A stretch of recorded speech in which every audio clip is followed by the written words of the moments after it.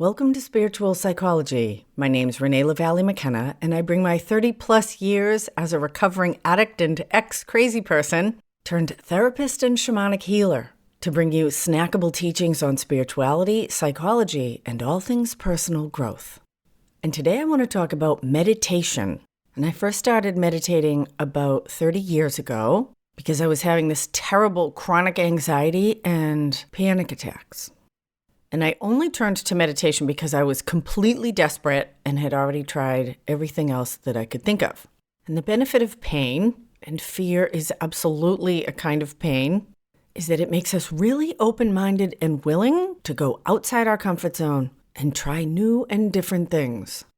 And so I was driven to meditation out of desperation, and I have to say it worked. I went to a weekly meditation group for a couple of years. It was very simple, 20 minutes, silent sitting, and then we would share our experience after for about half an hour. There was very little structure to the meditations. In fact, different people would lead the group and make different suggestions. So I experimented with repeating a word or a phrase over and over while I was meditating, counting my breath, different visualizations. I can't say that one technique was more effective than the other, but my anxiety began to dissolve away. And in its place came a sense of connection, groundedness, and a sense of well-being or trust in the process of my life that I had never really felt before. Now, that meditation didn't exist in isolation, and my panic and anxiety did not come out of nowhere. There was a whole bunch of outside circumstances that had brought me to probably one of the darkest periods of my life. The woman who had been my spiritual advisor and closest confidant had a nervous breakdown. My father got married to a woman who thought I was the spawn of Satan and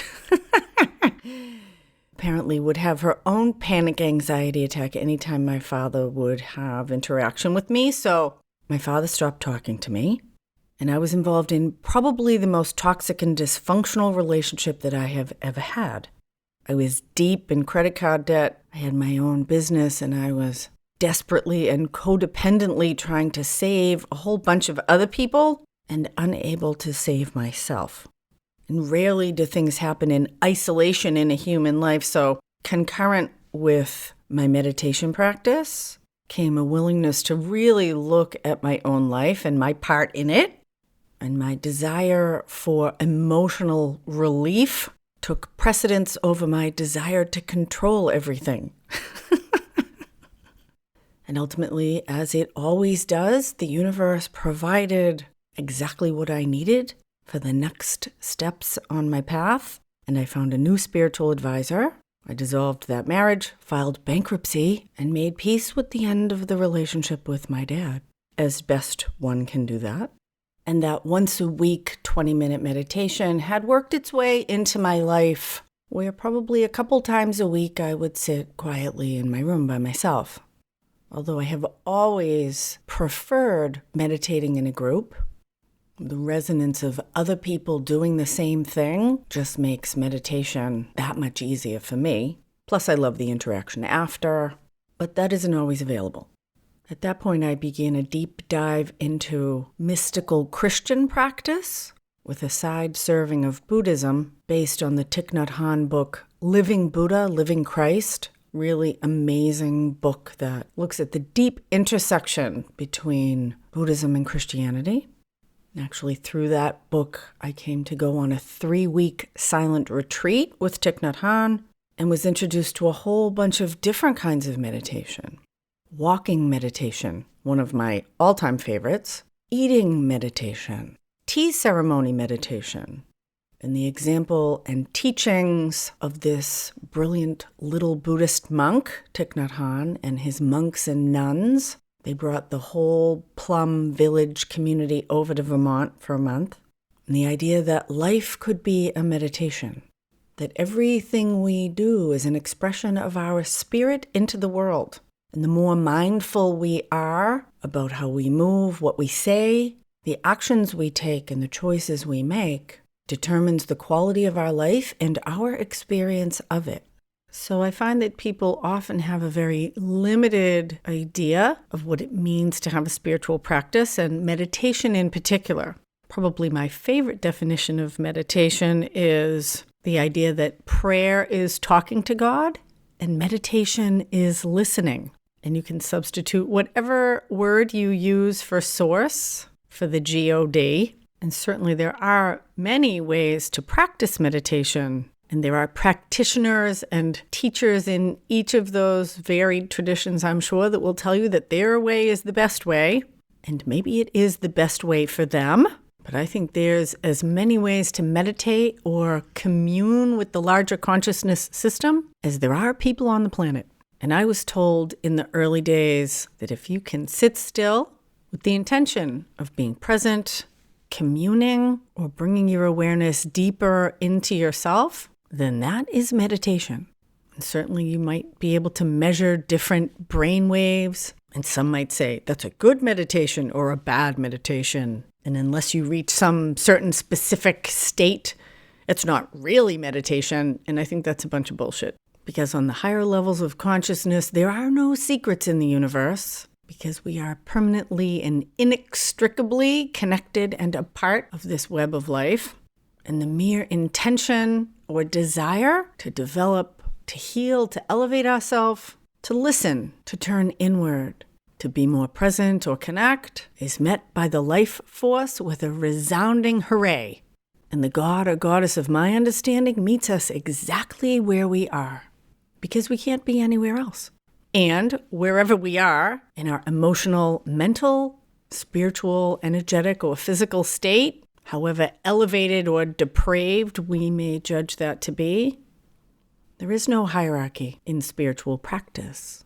In fact, the more we practice, the more the hierarchy dissolves. And we experience both the truth of universal connection and the personal mystical experience that the universe cares about each one of us individually as well. Just like our body cares for each one of its cells. Because when each cell is healthy, the whole body is healthy. And there is a mysterious feedback loop, not dissimilar to cells in a body, and the larger system is listening. And meditation is a different way to plug into that system, from my perspective. For some, it might be understood as dropping below the intellect, and for some, it might be seen as elevating or resonating above the level of the intellect or rational mind. For me, meditation is essentially a way to plug in, like a smartphone or desktop connected to the internet. There are infinite resources available to us if we know how to make the connection. The basis of a lot of my work with clients is guided imagery, which definitely looks like guided meditation. Shamanic practice is a very active, visual or kinesthetic, sensory meditation style. Again, opening us to receive, experience, energy, and information. Now, silent sitting meditation, which a lot of people see as someone sitting in lotus position with their legs crossed and their fingers touching in a mudra, which is a totally valid and ancient way to meditate, is only one way to do silent meditation. I feel very lucky. There's a Zen center here in San Francisco that has a beautiful meditation space and free community meditations that I absolutely love. You sit on a cushion or a chair facing a blank wall with 20 or 40 or 60 other people silently in the room. It's beautiful. And silent sitting has a very digestive quality to it. I often feel that my mind is able to release and kind of expel a lot of extraneous experience, feelings, and information that it's taken on that I don't even know about, and often opens me to a more inspired, connected way of being. One thing I have noticed when I'm in a period of practicing meditation regularly is that the level of serendipity or inspired coincidence in my life seems to go up. I did a podcast on synchronicity, number 71, if you want to learn more about that. Synchronicity is another word for serendipity. And when I started meditating by myself, I used to lay on the floor with my knees bent up so I didn't fall asleep. But it was comfortable, and I could lay there for about 5 minutes. And that was an excellent start. And again, there are those who would say that's not meditation. And I've met people who have developed their own spiritual ego, radical meditators who take pride in the amount of time they can sit. They want to meditate better than other people. You sit long enough, that'll dissolve. And some of my favorite meditation is to just sit with a candle and a notebook and just see what wants to come up and out or through. Sometimes art comes out. That's how I decide what I'm going to talk about for my podcasts often. Opening up that channel. My spiritual practice over the last few years has been primarily shamanic or ritual. And I had kind of fallen out of a silent sitting meditation practice. And I recently did a multi-day training on Vedic meditation, which is another iteration of the very popular practice transcendental meditation. And I became interested in that practice because I had a client who happened to be a crackhead who was pretty disorganized and having a lot of trouble telling the difference between speed-induced psychosis and paranoia and reality. And I was quite surprised when I asked them to come into their body. And he immediately dropped into this really deep meditative state. And I said, "How'd you do that?" "You crazy motherfucker. How did you do that?" And I didn't say the motherfucker part. And he said, "Oh, I trained in TM. I meditate all the time." "Whoa, really? Even when you're smoking crack?" "Well, not so much when I'm getting high." "Yeah, I don't think so." Anyway. God bless the sick and suffering. And drugs and alcohol are their own attempt at meditation for many, many people. So I became very interested in this practice and am kind of excited to return to a daily silent 20-minute sitting and to continue to expand my own capacity to plug into the larger consciousness system, to step more into the flow of the life force, to clear out any clutter I might be picking up on a regular basis and strengthen my other ways of knowing and gathering information. Running is a meditation for many people. So is surfing and gardening mindfully. Whatever opens up that channel for you, I give you permission to call it meditation. So life is a conversation. Our actions, our choices, our thoughts and behavior are how we express ourselves to the universal field. And meditation is taking some time to listen to what the universe wants to answer us back. So I encourage you to listen in whatever way works for you. Thank you so much for listening. I heard Spotify now allows you to rate and review podcasts, so I'd appreciate a 5-star and some kind words if you like what I have to say. I'm excited to start our first online spiritual practice group, the Open Door Group for Shamanic Experience. We're going to be doing weekly lives. There'll be lots of practice and opportunity to share and learn from like-minded practitioners interested in the path of core shamanism. If you have experience in the lower world, have a spirit guide in animal form, you're welcome to join us. If you want to learn to journey and join us in the group, I encourage you to take our Intro to Shamanism Lower World digital course. The link is in the show notes. Really easy to follow guide into the profound and empowering world of shamanism, working directly with the spirit of nature for power and healing. If you have any topics you'd like me to cover, I'd love to hear them. Shoot me a message on Instagram at Renee LaValle McKenna.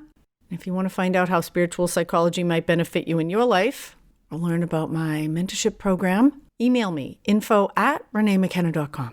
Deep gratitude to my supporters on Patreon and blessings on your path until we meet again. This is Renee LaValle McKenna for Spiritual Psychology.